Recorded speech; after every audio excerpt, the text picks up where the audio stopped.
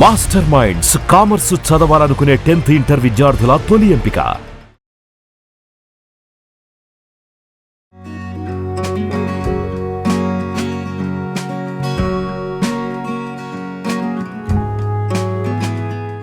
నమస్కారం. రకరకాల రోటి పచ్చళ్ళు చేసుకుంటున్నాం కదా. నో ఆయిల్ పచ్చళ్ళు కొన్ని చేస్తాం, పల్లెటూళ్ళల్లో కనబడతాయి. చింతపండు పచ్చడి, తర్వాత పచ్చిల్లిపాయ పచ్చడి, పచ్చి టమాటాల పచ్చడి, ఇట్లా చేస్తారు. అసలు ఇక నూనె లేదు, తాలింపు లేదు, ఏం లేదు. పచ్చడి నూరేసుకోవడం, వేడన్నంలోకి ట్రాన్స్ఫర్ చేసేయటమే. పెసరపప్పుతోటి కూడా మనం అట్లాగే చేసుకోవచ్చు. పెసరపప్పుని ఒక అరగంట నానబెడితే చాలు. మీ దగ్గర పొట్టు పెసరపప్పు ఉంటే కొంచెం అది కూడా వేసుకోవచ్చు, కానీ చాయపప్పే బాగుంటుంది. పెసరపప్పు మీకు ఎంత కావాలో అంత, మనం 6-7 ఉంటే 1 కప్పు పెసరపప్పు సరిపోతుంది.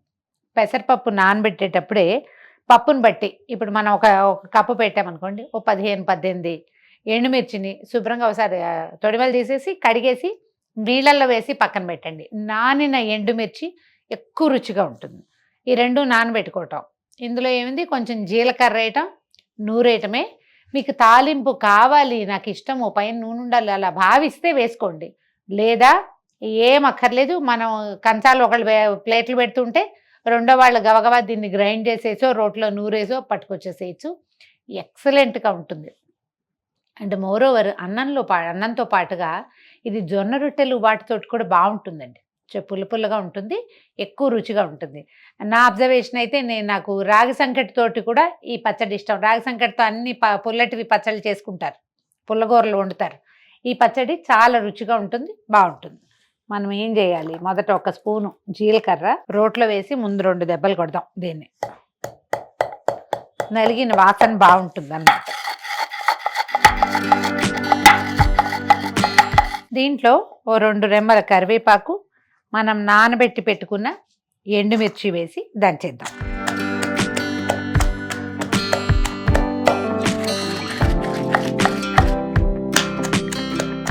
మీకు కారం ముట్టుకుంటే, ఈ మిరపకాయలు అవి దంచినప్పుడు చేత్తో ముట్టుకుంటే చేతులు మండుతాయేమో చూసుకోండి. ఆ ప్రాబ్లం లేకపోతే బాగానే ఉంటుంది.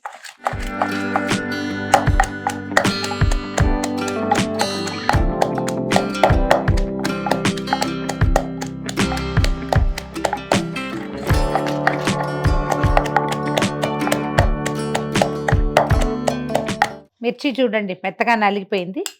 ఇప్పుడు పెసరపప్పు వేసేద్దాము, సరిపడ ఉప్పు వేద్దాం. మరి ఇప్పుడు ఇందులో పులిపెట్ల బ్రహ్మాండంగా నిమ్మకాయలు, 1 నిమ్మకాయ వేస్ట్ చేసుకోవచ్చండి. మామిడికాయ కూడా వేస్ట్ చేసుకోవచ్చు. మామిడికాయ పచ్చడి కొంచెం డిఫరెంట్గా పోపుతోటి చేద్దాం. ఇది మాత్రం నో ఆయిల్ పచ్చడే. ఈ పెసరపప్పుని కొద్దిగా వేసుకుని, ఇది ఏం చేసామంటే నానబెట్టాం కదా, నీరంతా ఎగిరిపోయేదాకా అదే వాడ్చేసామన్నమాట.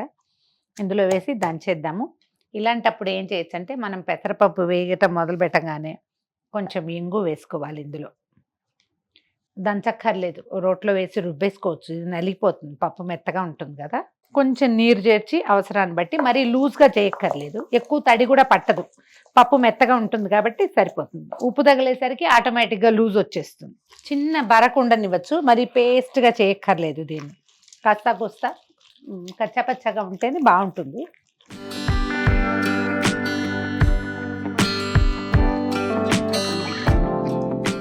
ఉప్పు సరిపడా చూసుకోవటము. పచ్చడి నలిగిపోయాక 1 కాయ నిమ్మరసం తీసి ఇందులో పెట్టాను. ఇంతే. ఇందులో ఇంకా మనం చింతపండు అవి ఏం వేసుకోం కదా. ఫ్రెష్ నిమ్మకాయ రసం భలే రుచిగా ఉంటుంది. ఇది ఏ పూట కాపూట చేసుకోవాల్సిందేనండి. మామగారు ఇంకొక పచ్చడి చేసేవారు, కటిక పెసరపప్పు అని. మా చిన్నత్తయ్య గారు, మామగారు వాళ్ళు అప్పటికప్పుడు అనుకుని 5 నిమిషాల్లో పచ్చడి నూరుకుందాం అని పెసరపప్పుని బరగా అంటే ఫ్రెష్ పప్పు, ఇంకా తడపటం లేదు, నానబెట్టడం లేదు, దాంతో ఇట్లా రుబ్బేవాళ్ళు. కటిక పెసరపప్పు పచ్చడి కూడా చాలా రుచిగా ఉంటుంది. అది ఇంకా గట్టిగా వస్తుంది అనమాట, ఇంత లూజ్గా రాదు, చాలా రుచిగా ఉంటుంది. ఇదే పచ్చడి జస్ట్ నానబెట్టమంతే, తాత్కాలిక 5 నిమిషాల పచ్చడి అనమాట. పండు మిరప్పళ్ళు వచ్చే రోజుల్లో మిరప్పళ్ళతోటి నూరుకున్నా కూడా చాలా అంటే చాలా బాగుంటుంది.